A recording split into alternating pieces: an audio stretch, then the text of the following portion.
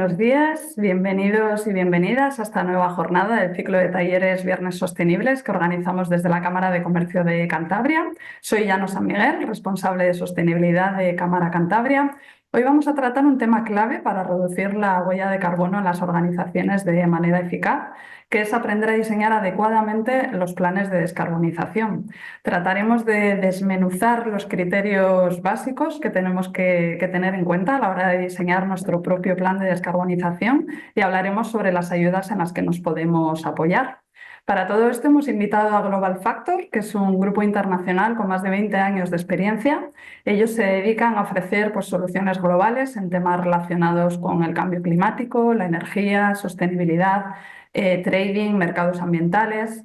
Hoy estarán con nosotros dos Project Manager, que son José López y Jorge García, a quien he aprovechado a dar la bienvenida y agradecerles su participación en la jornada de hoy. Bienvenidos, José, Jorge. Muchas Eh, gracias, Llano. Gracias. Nada.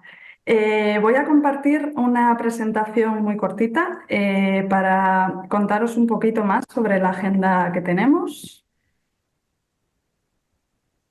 Ahí está.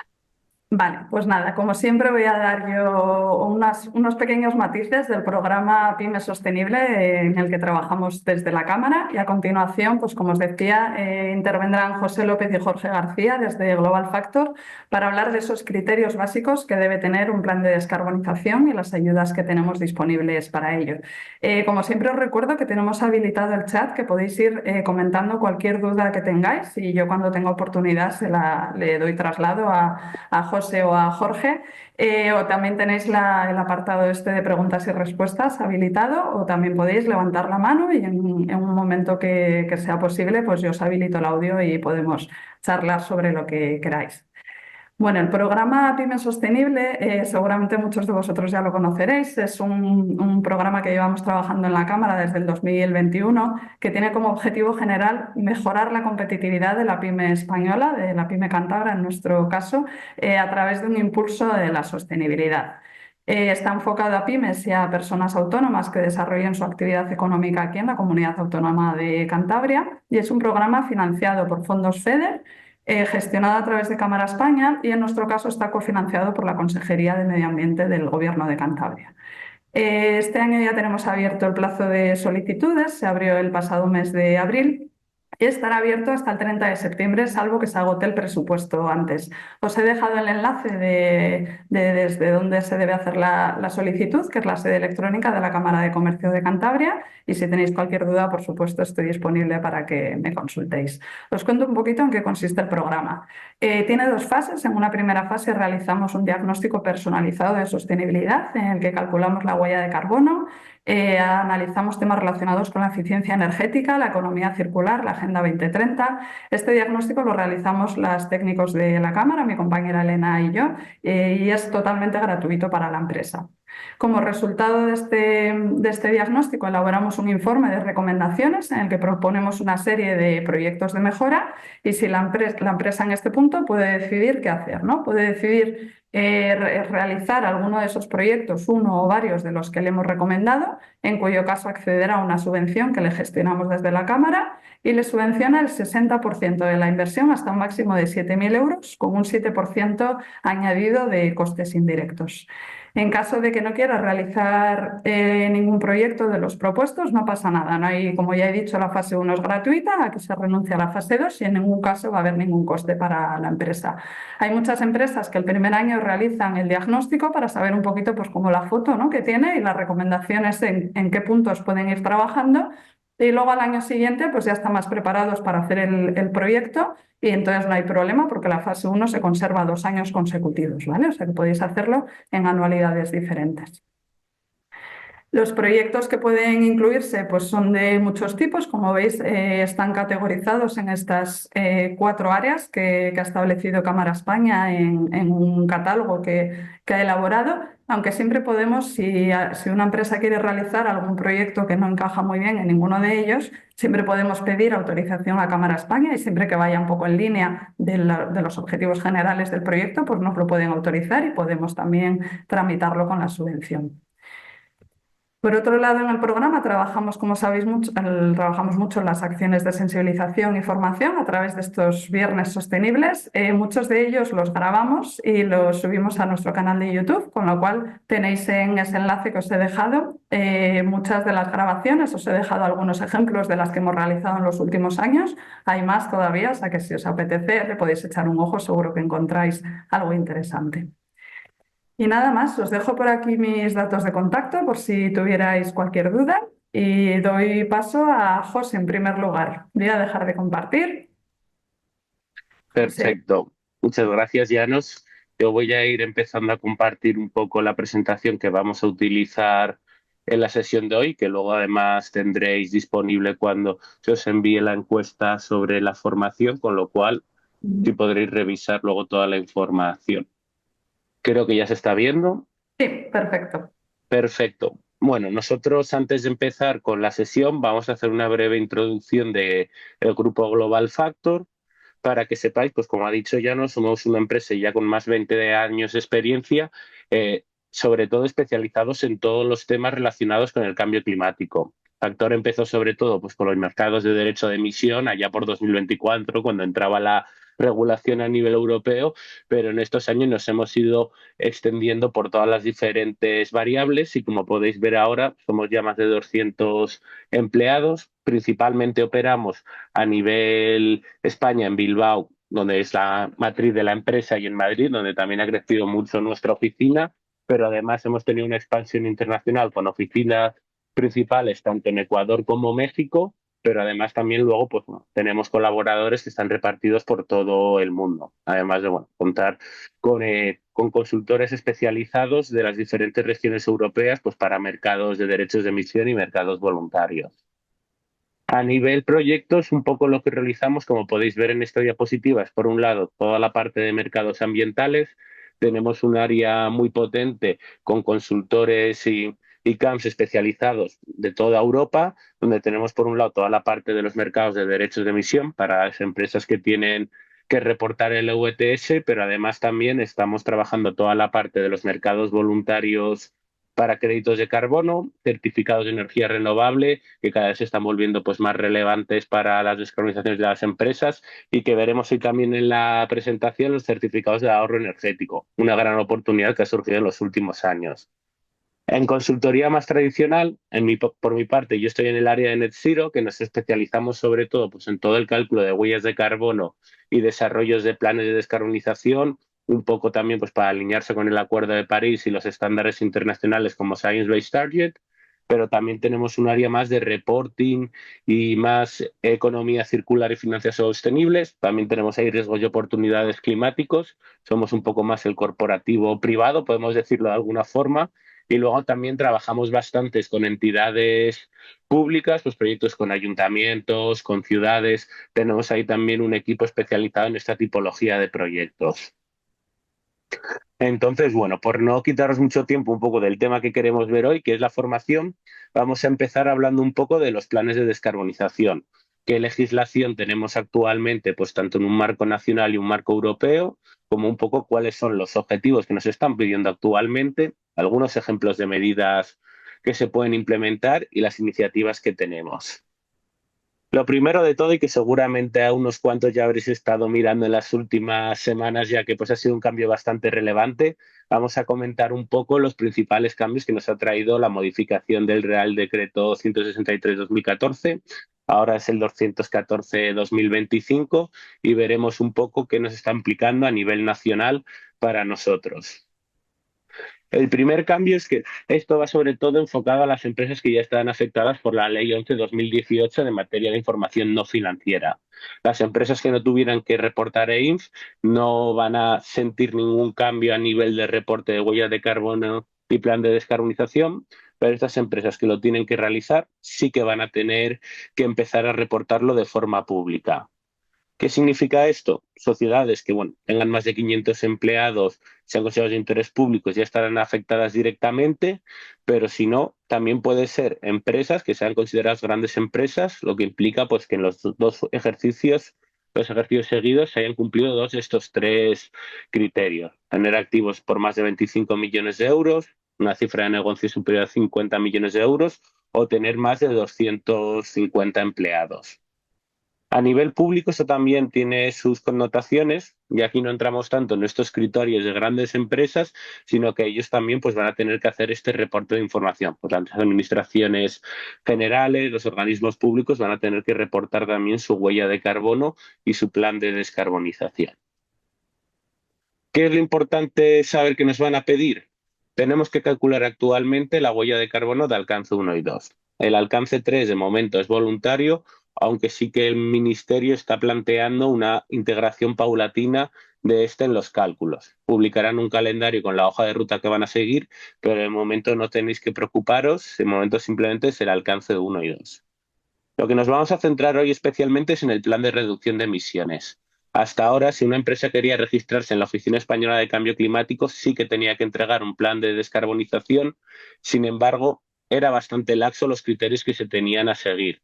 No se establecían ningunos objetivos mínimos y, en general, tampoco, bueno, no había ninguna obligación de cumplimiento, no había este compromiso de si no cumplo las reducciones que he puesto, no me lo dan, pero bueno, había que entregarlo, pero era más laxo. Actualmente, con la modificación del Real Decreto, el plan de descarbonización va a tener que ser bastante más sólido. Lo primero de todo es que vas a tener que tener un horizonte temporal mínimo de 5 años. Es decir, si empezamos el plan de descarbonización desde el año 2025, por lo menos tendremos que ir hasta el año 2030. Esto va bastante ligado también un poco con lo que veremos de la normativa europea, el CSRD, que ya sabéis también que está en stand-by, pero se alinea bastante con los objetivos que se buscan. Los objetivos, además, tienen que ser cuantificables y medibles. Es decir, las palancas de descarbonización que pongamos en nuestro plan de descarbonización tienen que tener unas reducciones estimadas cuantificadas y además tienen que tener indicadores de seguimiento. Ahora mismo, pues el plan de descarbonización tendrá que efectivamente ofrecer más información sobre cómo vamos a conseguirlo. Y además, muy importante, vamos a tener que estar alineados con el Acuerdo de París. ¿Qué significa esto? Pues tendremos que tener un plan de descarbonización que esté en línea con la senda para ser neutrales en carbono en 2050, perdón. Que significaría, bueno, reducir un 90% nuestras emisiones del año base y podríamos compensar ese 10% residual. Como podéis ver con esto, han aumentado bastante la ambición de nuestro plan de descarbonización y hay que establecer objetivos intermedios. Es por ello pues, que estamos en un momento donde es muy importante empezar a evaluar todas nuestras operaciones para poder identificar dónde tenemos estas palancas, estas oportunidades y empezar a desarrollar nuestra estrategia. Tenemos además que aprovechar, como comentará mi compañero Jorge, pues diferentes mecanismos, diferentes acciones de apoyos que se están poniendo ahora mismo en el mercado y que también nos permitirán de alguna forma financiar estas medidas para simplificarnos un poco el proceso. Ya por último, que además si en su momento seguisteis el borrador que se publicó a finales de 2022, se habló mucho de que iba a ser obligatorio el registro de la huella de carbono en la Oficina Española de Cambio Climático. Finalmente, no ha sido así para las empresas privadas. Las empresas privadas no tienen que hacer esta inscripción de forma obligatoria. Sí que es recomendable. Además, podéis conseguir el sello, que ya que habéis hecho pues, todo el trabajo de calcular la huella de carbono, hacer el plan de descarbonización, pues es un valor añadido, pero la obligación que vais a tener es tener que publicarlo pues, en una memoria de sostenibilidad, en un informe en vuestra página web, este cálculo de huella de carbono y el plan de descarbonización. Muy importante además que si somos un grupo internacional, que tal vez nuestra sede principal no sea en España y hasta ahora estamos haciendo una memoria de sostenibilidad a nivel grupo, se puede seguir haciendo así, pero en la memoria tiene que estar claramente reportada la huella de carbono de España, separada también de la huella global y además tendremos que utilizar los factores de emisión de la oficina española.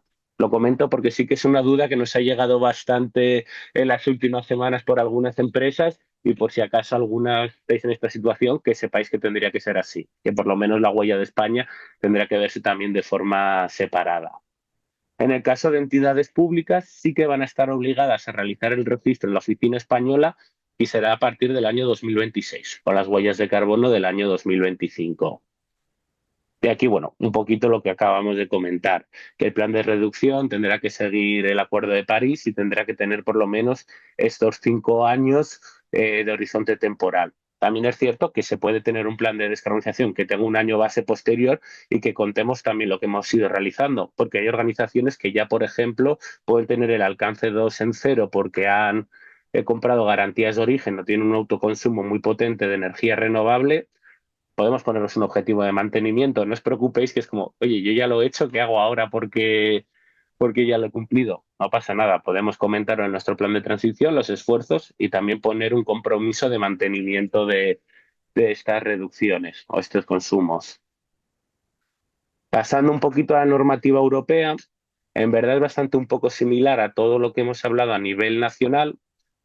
Como sabéis, las empresas que iban a estar afectadas este año por el CSRD, que iban a entrar bastante después de pues, este primer año de implementación, donde el número de empresas que entró fue bastante más reducido. Bueno, se ha quedado parado 2 años. Sin embargo, eso no significa que nos tengamos que olvidar de que vamos a tener que llegar a reportarlo. Por tanto, es importante tener también en cuenta para nuestro plan de descarbonización qué es lo que nos van a pedir, que en verdad está bastante alineado con lo que se estaba pidiendo en el Real Decreto, la modificación del Real Decreto. De nuevo, pues nuestro plan de descarbonización tendrá que estar alineado con los acuerdos de París para reducir este incremento de la temperatura en 1,5 grados. Y sí que es cierto que a lo mejor un poco como diferencia respecto al Real Decreto, tendremos que dar también información sobre el CAPEX y OPEX significativo que estaremos invirtiendo en el plan de descarbonización. En caso de que las partidas que se estén realizando no sean significativas, se puede justificar su no reporte. Lo hemos visto en empresas que hemos estado apoyando este año en realizar el CSRD. Sin embargo, tenemos que tenerlo en cuenta porque si tenemos al final inversiones potentes, por ejemplo, la construcción de una instalación fotovoltaica para autoconsumo o cambios muy potentes de equipos porque somos un industrial, pues bueno, tendremos que reportar eso a diferencia del Real Decreto. Además, también incluyen una línea de que en caso de que seamos una industria pues, que tiene unos procesos muy específicos y que actualmente no tienen una alternativa más sostenible, podemos reportar estas emisiones bloqueadas por activos o nuestros productos. Es decir, que ahora mismo no hay capacidad, también un poco para justificar por qué podemos tener más complicaciones a la hora de descarbonizarnos. De nuevo, bueno, el apartado 1.3 es bastante similar. Lo que quieren que contemos un poco son qué palancas vamos a implementar y qué reducciones hemos estado consiguiendo hasta ahora. Pero bueno, no es uno de los apartados principales en cuanto a materia de descarbonización. El apartado principal donde tendremos que reportar todas nuestras emisiones es el apartado 4 del cuestionario E1, donde ya tendremos que dar un poco más de información de todas las reducciones que hemos conseguido. Como podéis ver en el cuadro de texto, en el caso de las emisiones reducidas, tendremos que reportar tanto en emisiones absolutas cuánto hemos reducido de alcance 1, de alcance 2, tanto por enfoque de mercado y enfoque de localización, y además también de alcance 3. También tendremos que dar las emisiones totales. Es simplemente más que aquí lo que vamos a reportar es un desglose más detallado de cómo hemos conseguido reducir nuestras emisiones. Luego también, pues bueno, nos van a pedir un poco de información sobre el plan de descarbonización para asegurarse de que efectivamente es representativo de las actividades de nuestra organización. Por un lado, pues lo primero que nos van a preguntar es, bueno, si es consistente con nuestros límites de cálculo, es decir, si estamos incluyendo la información que tiene que ser necesaria. Nos van a preguntar también si el año base que hemos elegido, por ejemplo, 2019, pues es representativo de nuestra actividad, es decir, que al final ese año que elegimos de base era un año normal, no tuvimos operaciones raras y además, pues bueno, a nivel centros, instalaciones que tengamos, no ha habido cambios significativos respecto a nuestra situación actual. Y luego, de nuevo, pues bueno, nos van a hablar un poco de si están alineados con la ciencia, que veremos ahora la iniciativa Science Based Targets, pero es básicamente confirmar que estamos siguiendo la senda del Acuerdo de París, como también nos pedía el Real Decreto. Y luego también, pues bueno, de nuevo tenemos que hablar un poco de las descripciones cuantitativas de las palancas de descarbonización y bueno, qué escenarios climáticos han considerado para los objetivos. De nuevo, esto va bastante ligado con el Acuerdo de París, la iniciativa Science Based Targets. Si os suena, por ejemplo, Science Based Targets tira mucho pues, del IPCC o de los escenarios de la Agencia Internacional de la Energía para poder descarbonizarnos para el año 2050. Es por tanto que, como podemos ver, hay muchas similitudes. Entonces, si hacemos el ejercicio completo para el Real Decreto, para nuestra legislación, incluyendo pues, el alcance 3, que es ahora mismo también una de las diferencias principales, esta parte también la tendremos muy avanzada. Nos quedaría también un poco tratar lo que hemos comentado del CAPEX y el OPEX, pero verlo como una oportunidad también para irnos adelantando a lo que nos va a pedir CSRD en caso que nos afecte. Y aquí, bueno, podemos ver un poquito cómo sería pues, un ejemplo de un plan de descarbonización pues, en línea con el Acuerdo de París. Tendríamos en este caso un año base 2025 y podéis ver cómo, pues con los objetivos que nos pedían también a 5 años en CSRD, que por lo menos, bueno, pedían para 2030 y luego objetivos intermedios cada 5 años, entendemos pues, que se mantendrá esta parte, pues bueno, veremos que podemos ir reduciendo con diferentes acciones en nuestros alcances y aquí estaremos pues alineados con nuestra senda de 1,5 grados, que lo comentaremos un poquito más con la iniciativa Science Based Target. Entonces, bueno, hasta ahora se está contando un poco lo que nos está regulando, que es lo que nos está empujando a tener estos planes de descarbonización pues tan potentes, tan ambiciosos. Pues vamos a pasar un poco ahora a cuál sería un ejercicio para calcular, para desarrollar un plan de descarbonización que nos lo permitiría tener de forma óptima. Por nuestra parte, bueno, el objetivo Net Zero, como estábamos comentando, establece reducir un 90% las emisiones de cara a 2050. Es un poco el objetivo que está siguiendo el Acuerdo de París. A nivel intermedio no se está empujando tanto unos objetivos concretos, sin embargo, si seguimos un poco las guías de la iniciativa Science Based Target, ellos lo que identifican es que bueno, pues habría que ir reduciendo un 4,2% nuestras emisiones de alcance 1 y 2 de forma anual pues a corto plazo, lo que ellos llaman hasta 2030-2035. Y en el caso de alcance 3, es verdad que ahora mismo nos dan un poquito más de flexibilidad a ser más complicado, y un 2,5%, pero si se tiene ambición se puede mantener un poco ese 4,2%. Por tanto, teniendo esa parte en mente, pues quiero presentaros un poco cómo nosotros identificamos las fases para elaborar este plan de descarbonización. Como veis en la imagen, nosotros diferenciamos 4 fases principales. El análisis de nuestra huella de carbono, de las fuentes de emisión, pues una elaboración de escenarios de descarbonización, entrar ya a analizar concretamente qué medidas de descarbonización podemos implementar y ya por último se recomienda tener un plan de inversiones, ya que al final muchas veces podemos tener un plan de descarbonización muy sólido desde nuestro departamento de sostenibilidad, pero resulta que luego lo llevamos al financiero y no es viable económicamente a nivel organización. Por tanto, esta fase en verdad puede ser incluso la más importante a la hora de implementarlo. Empezando por el análisis de las fuentes de emisión, en este caso lo que tenemos que identificar es, por un lado, cuáles son nuestras fuentes principales de emisiones.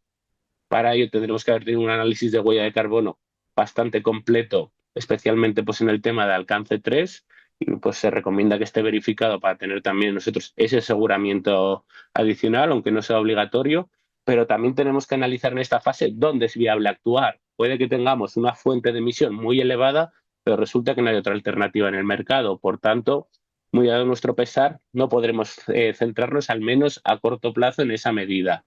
Por tanto, lo que tendríamos que sacar de esta fase es cuáles son nuestras mayores fuentes y dónde tenemos mayor capacidad de actuación para reducirlas.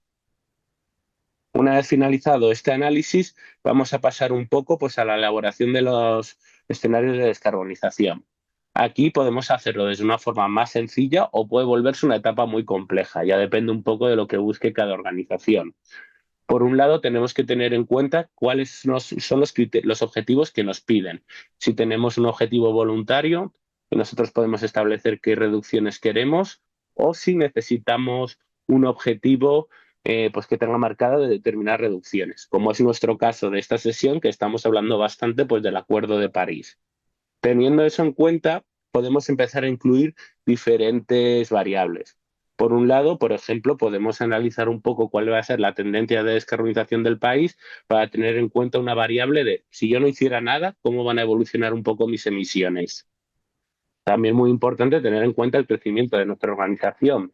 al final, pues si estamos creciendo, vamos a tener también mayores emisiones por una mayor actividad. Por tanto, es algo que tendremos que tener en cuenta pues a la hora de desarrollar objetivos de reducción, sobre todo si estamos tratando de emisiones absolutas, que se ven penalizadas por el crecimiento de una organización al final al estar emitiendo más por una mayor actividad. Luego, además, pues bueno, podemos entrar si sabemos algún tema concreto de alguna tecnología, por ejemplo, la electricidad, como esperamos que evolucione el mix eléctrico del país, pues también se podría incluir. Como veis, puede ser una etapa bastante compleja, pero sobre todo, como mínimo, mi recomendación es tener en cuenta qué objetivos tenemos que establecer y también un poquito cuánto, pues cuáles son la proyección de crecimiento y evolución de nuestra actividad a nivel empresa.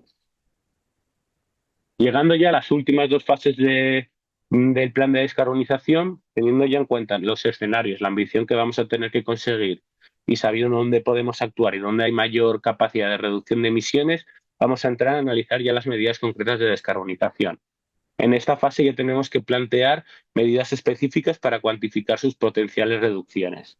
Por ejemplo, si yo tengo ahora mismo en mis oficinas una calefacción que funciona con gasoil o gas natural, aquí podríamos analizar la capacidad de pasar pues, a un sistema electrificado de calefacción y refrigeración para ver un poco pues, la potencial, bueno, que además es energía renovable, para ver un poco cuánto podríamos reducir. Aquí también, esto es una muy corporativa, pero a nivel industria, que ahí además Jorge es bastante más experto, puede que haya medidas que sean incluso simplemente cambiar algún punto de consigna de temperatura de nuestros equipos. Hay diferentes tipos de medidas, pero aquí es donde tendremos que analizar justamente qué podemos hacer y sobre todo buscar cuántas emisiones podemos reducir para ver nosotros si estamos cumpliendo o no con los objetivos que se nos hemos propuesto. Y ya luego, pues una vez tengamos nuestras medidas, llega pues el plan de inversiones, lo que muchas veces hace que podamos tener problemas a la hora de descarbonizar. Nosotros hemos podido plantear todas estas medidas y vemos que podemos conseguirlo. Sin embargo, muchas veces la descarbonización pues, se ve más como un coste y que puede que no tenga incluso retorno o beneficio. Sí que puede haberlo, pues en primera verlo de parte, si consumo menos energía, me ahorro esos costes, con lo cual pues a medio y largo plazo puede que me salga hasta rentable, pero puede darnos a veces problemas porque puede haber soluciones que sean muy novedosas de la tecnología, bastante sostenible, pero resulta que sea muy cara. Es aquí, por tanto, donde tendremos que analizar nosotros también un poco cuál sería el coste asociado a su implementación, y a partir de ahí, por ejemplo, podemos trabajar una relación coste-beneficio entre cuántas emisiones podemos reducir y cuánto cuesta implementarlo para ver un poco qué medidas tienen mayor potencial de descarbonización respecto a su coste, pudiendo además así también, pues, tanto venderlo mejor dentro de nuestra empresa, como también nosotros priorizar, pues mira, estas medidas más a medio o corto plazo y estas más a largo plazo. Pero bueno, luego también habrá que tener en cuenta qué opciones hay para subvencionar estas medidas de descarbonización y que también nos la ayudará. Y entrando un poco en medidas que son bastante habituales en organizaciones, más en temas generales, sin entrar pues, en causísticas específicas de nuestras operaciones, pues la que he comentado un poco de ejemplo antes, los sistemas de calefacción y refrigeración, sobre todo en organizaciones que sean actividades corporativas y no tengan pues estos procesos industriales que son muy demandantes a nivel energético, pues la calefacción suele ser una fuente de emisión relevante, pues su electrificación nos permite reducir bastantes emisiones de nuestro alcance 1 y 2. Además, pues con el suministro eléctrico, tener garantías de origen en nuestro contrato, sea porque directamente contratamos una comercializadora renovable o incluso que nosotros compramos las garantías de origen directamente, que eso se desconoce, pero una empresa no hace falta que coja una comercializadora, puede ir directamente a comprarlas al mercado. Por ejemplo, bueno, nosotros ofrecemos ese servicio también y luego lo que se hace son redimirlas en la Comisión Nacional del Mercado de Valores, en la CNMC. Comercio, perdonad. Entonces, bueno, se pueden conseguir también así. Otra de las fuentes más comunes en los alcances 1 y 2 pues son los vehículos. De nuevo, pues si tenemos una flota de vehículos en propiedad o incluso en renting y leasing, que si pagamos nosotros el combustible va a estar en el alcance 1, pues una flota más sostenible. Nosotros siempre decimos, prioricemos la electrificación siempre que se pueda, ya que es la solución total, pero si no se puede hacer una transición más gradual con coches híbridos o renovables o híbridos no enchufables o enchufables. Y ya luego, yendo un poco al alcance 3 que suele ser más complicado, la medida que suele ser más necesaria, porque además suele ser una categoría muy importante para todas las empresas, los bienes y servicios, pues establecer criterios de compra sostenible para estos servicios y además empezar a trabajar con la cadena de valor, pues pidiendo información. Seguramente alguno de vosotros ya os están empezando a pedir vuestros clientes pues que reportéis vuestras emisiones, está siguiendo pues un estándar ISO 14067 o dame las emisiones de alcance 1 y 2. Bueno, nosotros también recomendamos empezar a nosotros a hacer este engagement con nuestra cadena de valor. Y en caso de los viajes de negocio, bueno, también es una fuente de emisión donde estamos viendo que se están poniendo cada vez más políticas, pues están limitando bastante todo lo que son pues, desplazamientos de menos de 500 kilómetros en avión, pues intentar usar el tren si es posible, pues poner también alguna limitación a que si el viaje va a ser de ida y vuelta en el mismo día en avión, pues que se haga en otro transporte o solamente que se coja el avión para viajes donde vas a estar varios días en tu destino. Este tipo de acciones pues las estamos viendo también que cada vez se implementan más, ya que pues sobre todo a nivel corporativo es otra de las fuentes de emisión principales en el alcance 3. Y ya para no enrollarme mucho más, que luego si no deja Jorge sin tiempo nos dejamos sin preguntas, vamos a hablar rápidamente sobre la iniciativa Science Based Target. Esta iniciativa es una organización que tiene como objetivo que las empresas privadas vayan implementando el Acuerdo de París, es decir, poder alcanzar la neutralidad en el año 2050. Para ello han establecido una serie de metodologías y criterios que nos permite hacer objetivos de reducción y hacer nuestro plan de descarbonización. Además, bueno, en caso de que nos queramos comprometer, algo que es totalmente voluntario, saldríamos también en su cuadro de empresas comprometidas, que pues, nosotros ya hemos visto que para determinados clientes incluso es una posición competitiva o incluso es algo necesario que les piden para también, pues bueno, pues para ser su proveedor, ya los clientes más estrictos. Aquí podéis ver un breve resumen de qué empresas pueden participar, pues actualmente, pues sobre todo organizaciones privadas y empresas estatales, y luego las pymes tienen un camino aparte que es mucho más sencillito y no obliga al alcance 3, cual también son buenas noticias.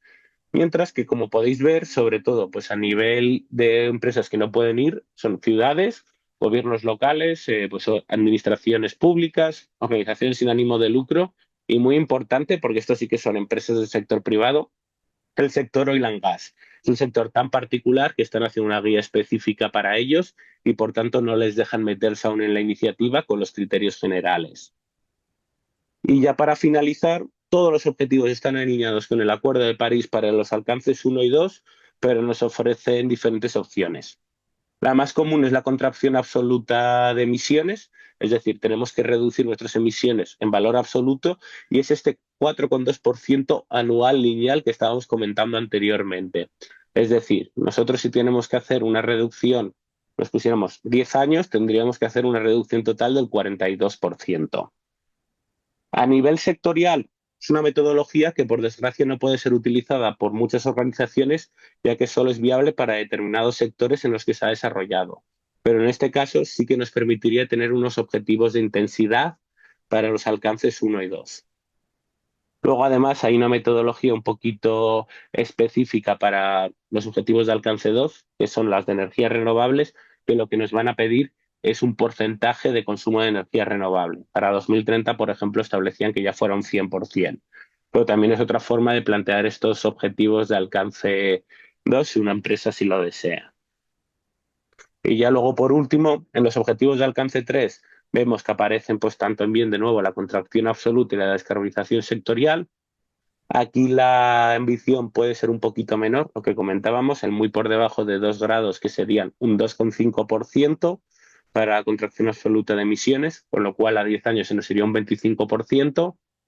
Pero la ventaja que tiene el alcance 3 es que sí que, aunque no tengamos un camino sectorial, podemos establecer objetivos de reducción por intensidad, tanto física, donde nosotros elegiríamos la unidad, por ejemplo, par de zapatos producidos, si somos un zapatero, como por intensidad económica, que se trabaja con el valor añadido.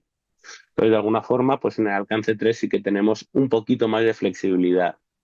Existe un último objetivo que es el de compromiso de proveedores, pero nosotros nunca lo recomendaremos mucho porque tiene una duración máxima de 5 años, tenemos que tener que analizar muy claro nuestros proveedores y es básicamente que ellos también se comprometan a establecer objetivos Science-Based Target, con lo cual al final, pues bueno, es complejo, tienes que tener todo muy analizado y además hay muchos factores externos que puedes que hagan que no cumplas el objetivo, ya que con que te falle un proveedor de los que están enlistados, pues estaríamos un poquito incumpliéndolo. Entonces, bueno, esto sería un poco todo lo que queríamos comentaros de los planes de descarbonización, pues sobre todo en línea con el Acuerdo de París. Voy a dar paso ahora a mi compañero Jorge, que os va a comentar un poco pues, todas las oportunidades en la energía renovable y sobre todo pues, los certificados de ahorro energético. Muchas gracias, José. Pues nada, como bien ha dicho José, la idea es explicaros, bueno, él os ha explicado cómo hacer un plan de descarbonización, ¿no? Muy completo la explicación y sobre todo yo quiero incidir en esta última parte que José también ha comentado que en ocasiones puede llegar a ser la más importante, ¿no? Que es cómo se financia un plan de descarbonización, ¿no? Entonces, ¿qué elementos podemos meter en la coctelera para medir mejor qué coste vamos a tener que asumir si implementamos un plan de descarbonización e incluso qué beneficios, más allá del puro beneficio de ahorrar energía, podemos llegar a tener, ¿no? Entonces, para hablar de esto, pues vamos a explicar qué son las GDOs, las garantías de origen de electricidad, y los certificados de ahorro energético, los CAEs. Pues sí, si puedes, pásame la diapo, por favor. Bueno, pues como os decía, y como ha explicado José al inicio también, desde Global Factor, pues una de las divisiones fuertes que tenemos es la división de mercados, ¿no? Y aquí operamos en diferentes tipologías.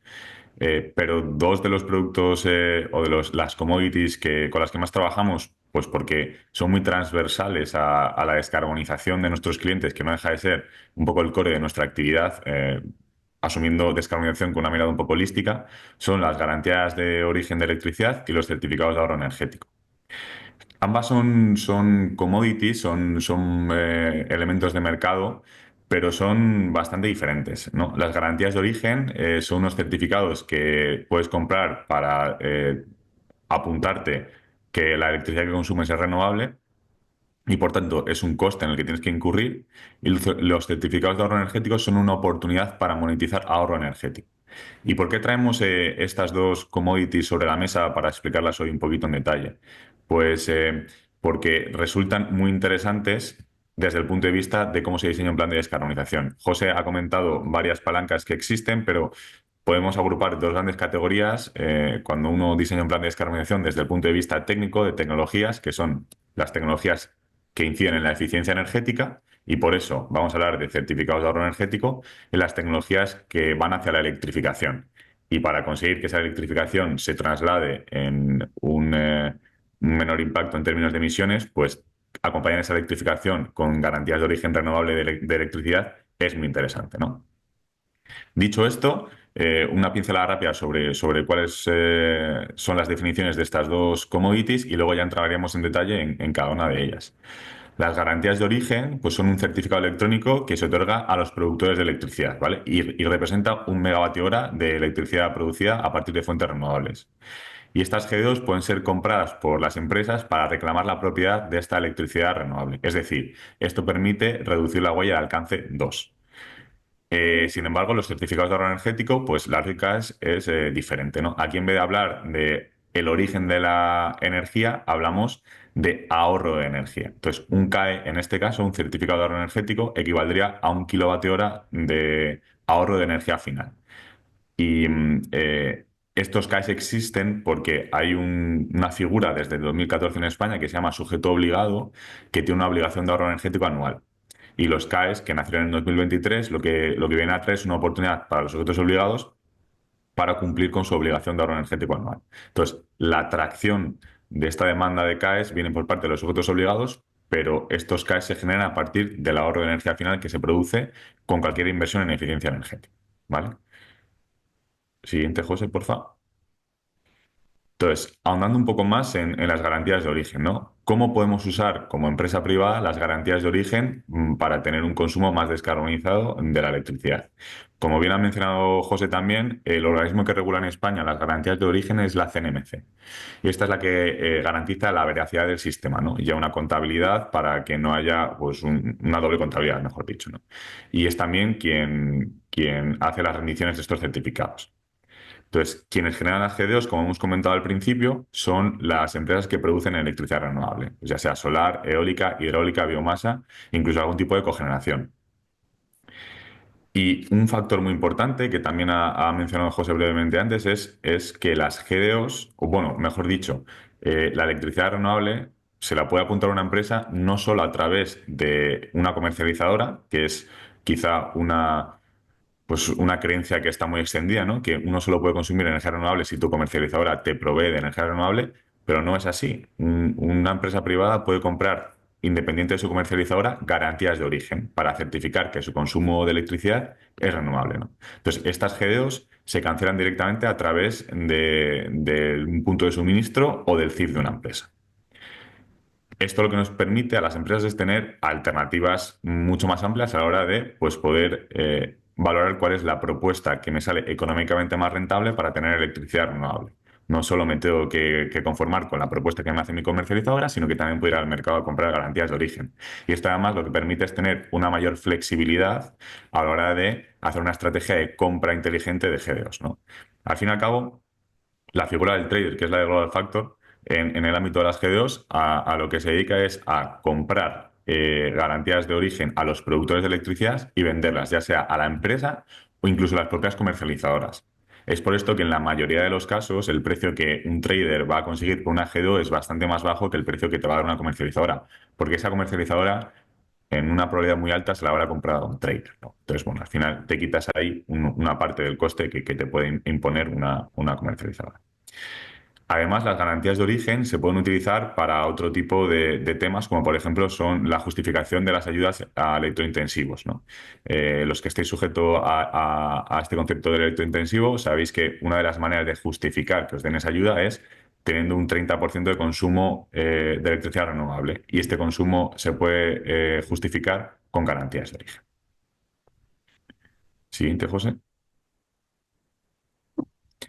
Y bueno, hablando un poco de cómo está el mercado de las GEOs ahora mismo, pues quizá lo más relevante que deberíamos destacar es que se registran 20 meses consecutivos de caída en los precios, pasando desde un precio de 7,5 € en 2023 hasta el precio que estamos ahora, que estamos en torno a los 50 céntimos, ¿no? Esto sobre todo ha tenido que ver con un exceso en la oferta.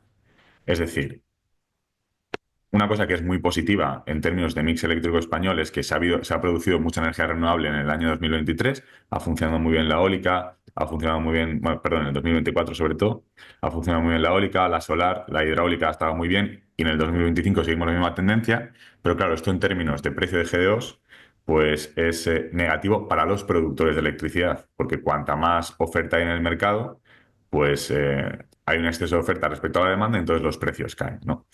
Esto ha hecho pues, que pasásemos en 2022 de un precio histórico de 10 € megavatio hora de la GDO al precio que estamos viendo ahora mismo de unos 50 céntimos. Esto, sin embargo, es algo muy positivo de cara al cliente que quiera comprar GDOs, pues porque ahora puede certificar que su electricidad es renovable a un coste muchísimo menor. Esto también enlaza con lo que había comentado José antes de cómo diseñar bien desde el punto de vista financiero un plan de descarbonización, ¿no? Pues entender todas estas dinámicas de mercado de algunas commodities que nos pueden ayudar a descarbonizarnos es fundamental para hacer un análisis riguroso de coste-beneficio de las acciones que podamos llegar a tomar. Esto es algo que se debería tener en cuenta. Y respecto a la evolución futura del precio de las GDOs, pues hay relativa incertidumbre, aunque hay algunos elementos que nos hacen pensar que puede llegar a tener una tendencia alcista el precio en los próximos meses o incluso años. Como por ejemplo, que haya ciertos cambios legislativos, como las liquidaciones que pasan a ser mensuales, y esto puede llegar a tener un efecto alcista. Siguiente, José. Y una vez dicho esto, voy a ir rápidamente por los certificados de ahorro energético, que queremos dejar un espacio para las preguntas. Seguramente muchos de vosotros ya habréis escuchado qué son los certificados de ahorro energético, porque la verdad es que llevamos 2 años en los que, bueno, pues se está hablando en todos los sitios de este instrumento. Y se está hablando de este instrumento porque es una oportunidad estupenda. Diría, nunca antes en el ámbito de la ciencia energética ha habido una oportunidad tan buena para contar con una financiación adicional para las inversiones que se hacen en eficiencia energética. A grosso modo, ¿cómo funciona el sistema CAE? Como comentaba antes, los CAEs pueden ser utilizados por los sujetos obligados, que son las empresas que comercializan energía, para cumplir con su obligación anual de ahorro energético. Hasta que nace el sistema CAE, la única opción que tenían estas empresas para cumplir con su obligación era haciendo un pago al Fondo Nacional de Eficiencia Energética. Y ahora, en vez de hacer este pago, pueden presentar CAEs, certificados de ahorro energético. ¿Y cómo se generan estos CAEs?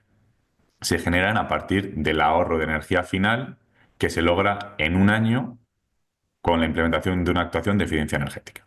Es decir, toda empresa que implemente medidas de eficiencia energética puede vender el ahorro de energía anual que consiga con estas a un agente que lo que haga sea transformar este ahorro de energía en certificados de ahorro energético. Entonces, cuando hablamos de CAEs, siempre tenemos que hablar de dos mercados, de dos commodities. Está el mercado primario, en el que la commodity es el ahorro de energía en bruto, y el mercado secundario, en el que la commodity es el CAE, el certificado de ahorro energético. Y en medio hay unos agentes que son los sujetos delegados, como es el caso de Global Factor también, que lo que hacemos es transformar ahorro de energía en CAEs. Y de esta manera hacemos nexo de unión y funcionamos como un correo de transmisión de la financiación que viene a partir de la compra que hacen los sujetos delegados de estos CAEs por los CAEs que han sido generados por una actuación de ahorro energético y, por tanto, el pago se le llega a hacer a aquel que invierte en ahorro de energía. Este es un poco el marco conceptual de cómo funciona el sistema CAE. Y como he mencionado antes, pues se generan tantos CAEs como kilovatios hora de ahorro energético se produzca con actuación a lo largo de un año. En el sistema CAE podemos hablar de dos tipos de actuaciones, las actuaciones singulares y las actuaciones estandarizadas. Las actuaciones estandarizadas son actuaciones más simples y que además vienen recogidas en el catálogo de actuaciones del Ministerio, que publica el Ministerio, ¿vale? En este caso, la forma de calcular el ahorro de energía anual es a partir de una fórmula y unos datos técnicos, y la verificación de estas actuaciones es puramente documental. Por otro lado, tenemos las actuaciones singulares, que como bien dice su propio nombre, pues son más particulares y estas no vienen recogidas en un catálogo. Entonces, la forma de calcular el ahorro energético es a partir de los registros de consumo energético y otras variables influyentes en el mismo, estableciendo líneas bases de energía. Entonces, en este caso, el cálculo no es teórico, sino que se parte de datos reales. Entonces, un tema imprescindible para calcular el ahorro energético de actuaciones singulares es tener un registro, una monitorización de los consumos energéticos y de otras variables influyentes, ¿vale? Esto es algo muy importante que hay que tener en cuenta. Dicho esto, que ha sido unas pinceladas un poco teóricas de cómo funciona el sistema, hoy sobre todo quería comentaros brevemente cómo son las dinámicas del mercado también en el sistema CAE, para que entendáis un poco cómo están los precios, la evolución que podamos tener en los próximos años y un poco que esto también ayude a tomar decisiones respecto a cuándo invertir en eficiencia energética. Quizá el resultado más relevante que hemos observado en el año 2024 es que había un desacople bastante fuerte entre la oferta y la demanda. Se han cubierto en torno a un 70% de los CAEs que han sido demandados. ¿Esto qué ha supuesto? Pues ha supuesto que los precios hayan tenido una tendencia alcista muy clara a lo largo del 2024. A inicios de año partimos de unos precios que estaban por debajo de los 120 euros el megavatio hora para actuaciones de varios gigas de ahorro energético y hemos cerrado el año con unos precios cercanos a los 160 euros el megavatio hora. Esto quizá tenga que ver sobre todo con lo que comentaba, ¿no? Con este desacople de oferta y demanda, pero también con que el 2024 fue el primer año real de funcionamiento del sistema, porque el 23, bueno, pues todavía estaba rodando y al inicio del año pues todavía había cierta incertidumbre sobre cómo podían ser las dinámicas. Y según fue avanzando el año, la robustez del sistema fue más que contrastada y entonces los agentes se animaron a generar CAEs y a comprar CAEs los objetos obligados y esto hizo que los precios pues creciesen mucho, ¿no? ¿Este año va a pasar esto? Seguramente no. Tendremos unos precios más estables, quizá a finales de año por las tensiones de mercado tengan una tendencia ligeramente alcistas, pero lo que vamos a observar probablemente es una tendencia más o menos estable en los precios de cierre del 2024, que son unos precios maravillosos en términos de monetización de ahorro energético, porque este desacople entre oferta y demanda hace que los precios estén muy cercanos al precio techo, ¿no? Además, otro dato interesante yo creo que hay que poner sobre la mesa es que en nuestro caso, y este dato es nuestro, de las situaciones que hemos tramitado nosotros, el múltiplo de la inversión en promedio ha sido de 3. Es decir, nuestros clientes han conseguido 3 veces más el dinero por la venta de su ahorro energético que la inversión que han tenido que hacer en eficiencia energética, ¿no? Esto habla mucho del buen momento en el que nos encontramos para monetizar el ahorro energético. Siguiente, José. Vale, y aquí os pongo un poco en perspectiva cuál puede ser la evolución potencial del mercado en los próximos años. Como veis, la tendencia va a ser casi exponencial de incremento del mercado y esto tiene que ver con que hay una serie de parámetros que son los que condicionan la demanda potencial de CAEs, ¿no? Como son la equivalencia financiera, que es el precio que paga el sujeto obligado al Fondo Nacional si no compra CAEs y que por tanto es el precio techo del certificado. La obligación de ahorro energético, fundamental. Este objetivo de ahorro energético anual a nivel nacional va a ir creciendo. Como veis, pues en el 2025 estamos en los 5.000 y pico gigas. En el 2026, pues vamos a estar casi en los 10.000 y en 2027 pasaremos ya a los 10.000 gigas de objetivo de ahorro energético. Esto quiere decir también que, por tanto, el objetivo individual que tendrá cada sujeto obligado será mayor. Y es que además el porcentaje que los sujetos obligados pueden cubrir con CAEs también va en aumento. El año pasado estábamos en un 65%, este año estamos en un 85% y el año que viene y el siguiente estaremos en un 90%. Entonces, el mercado potencial de CAEs va a crecer mucho. ¿Y esto qué nos hace pensar?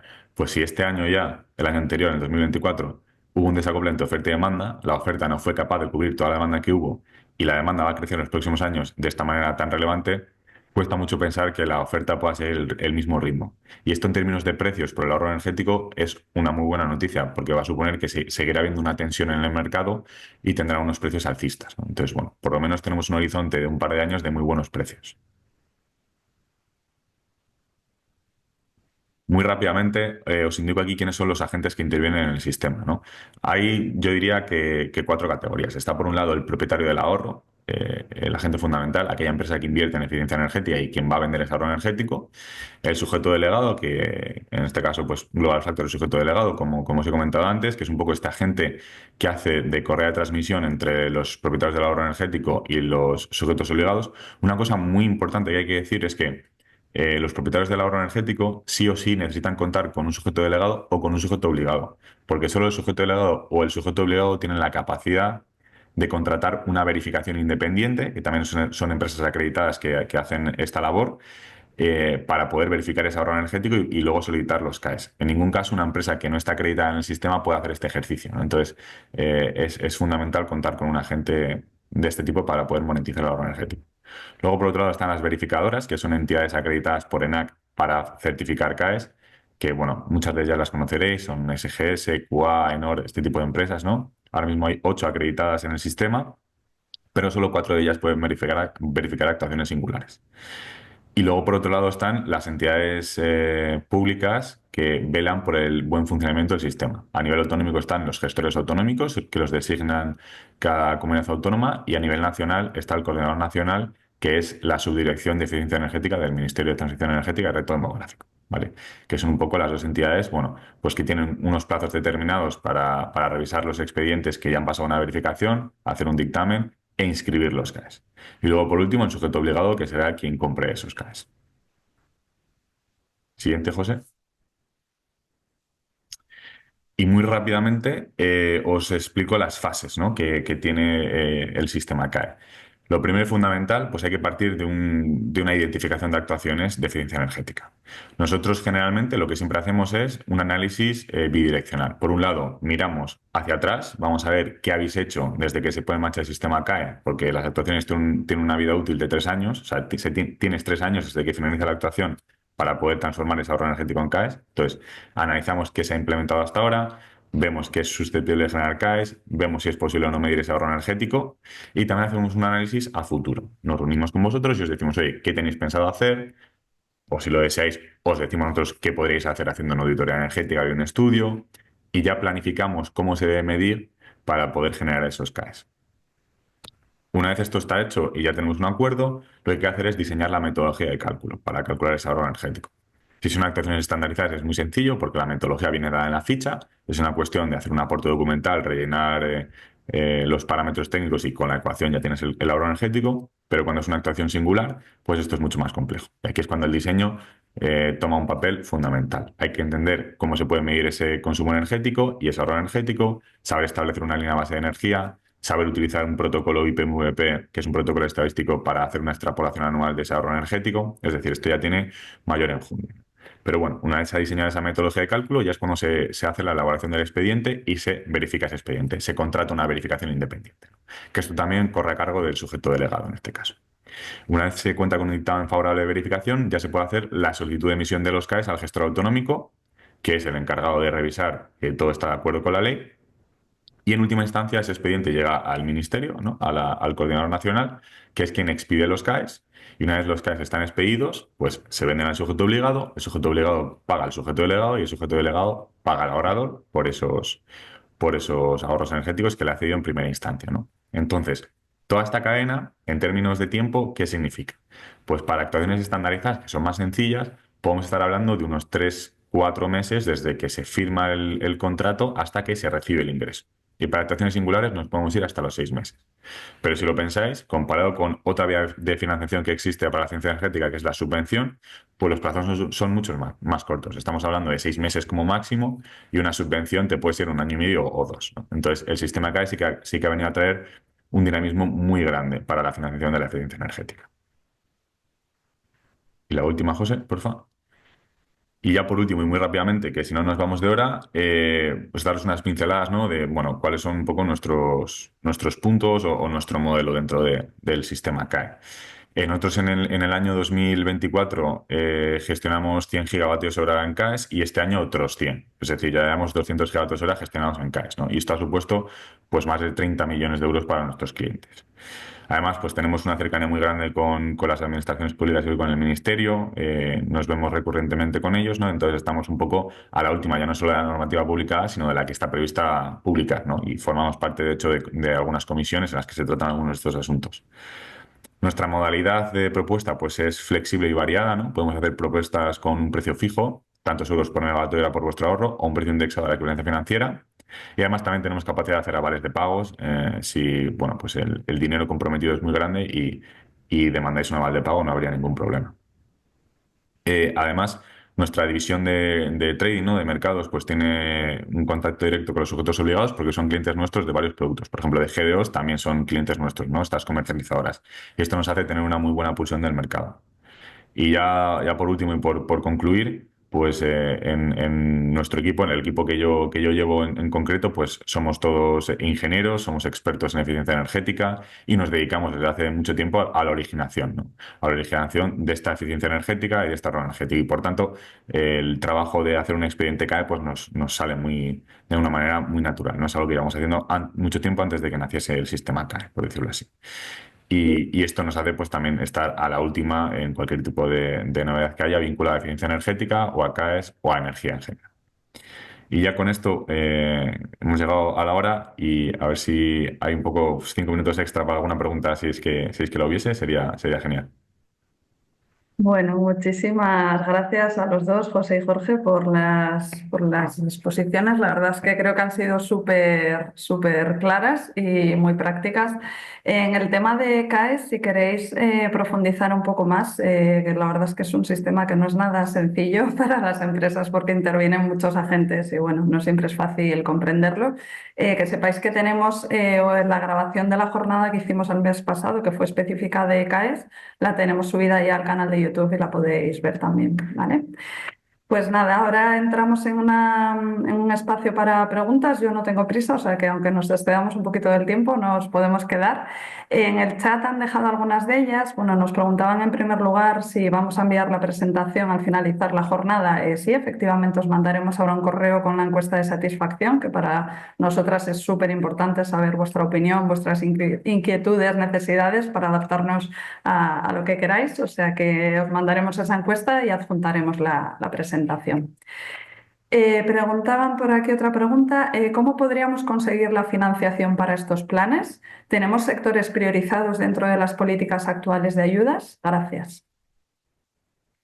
Ahí la lanzo, no sé quién puede tomar la palabra. A ver, perdonad.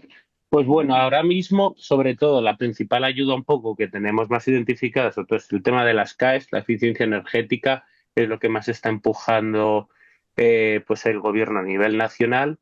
Y luego sí que hay algunas ayudas particularizadas pues de subvenciones por comunidades autónomas.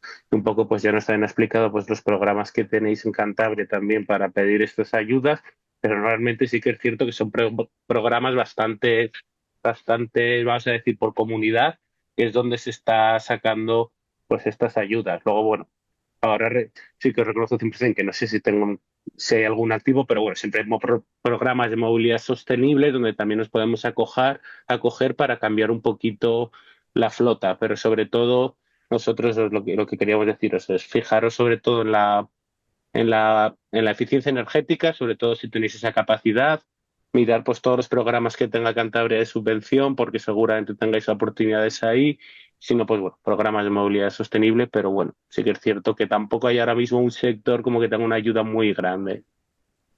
Sí, por ahondar y reforzar un poco el mensaje de José, que estoy plenamente de acuerdo, una cosa importante que hay que tener en cuenta también con los CAEs es que son compatibles con cualquier tipo de subvención, a excepción de las que vienen del Fondo Nacional de Eficiencia Energética, ¿vale? Porque el dinero conceptualmente vendría al mismo sitio. Entonces, esto también es importante que sepáis que pues, cualquier ayuda que venga de una comunidad autónoma, etcétera, etcétera, es plenamente compatible con los CAEs. Entonces, puedes recibir subvención por un lado y luego monetizar el entorno energético por otro, ¿vale? Entonces, esto también es importante. Importante es la compatibilidad. Ahí si tenéis dudas, bueno, podéis poneros en contacto con nosotras, con el área de sostenibilidad y hacemos una búsqueda en el momento. Al final van cambiando con el tiempo. Vale, otra pregunta. ¿En qué medida se obligará a las empresas a cumplir los planes de descarbonización que publiquen? ¿Puede haber sanciones por no cumplirlos? Actualmente no se contempla ninguna sanción por el no cumplimiento del plan de descarbonización. Simplemente se pide que se tenga el reporte. Obviamente el plan pues tendrá que ser creíble, tendrá que contarlo bien, pero ni el CSRD ni el Real Decreto contemplan actualmente sanciones por no cumplir estos objetivos. Vale. Preguntan si además de la presentación tendremos la grabación. Sí, efectivamente estamos grabando la sesión y bueno, yo ahora se la pasaré a mis compañeros de comunicación para que la maqueten y en unos días estará en nuestro canal de YouTube. Por aquí nos dan las gracias. De momento no hay nada más. No sé si alguien quiere, como os decía, podéis levantar la mano y os habilito el audio. Muchas gracias por la presentación, muy aclaratoria. Un saludo. De momento, yo creo que en preguntas y respuestas no tenemos nada. Nada, agradecimientos a los que yo me uno.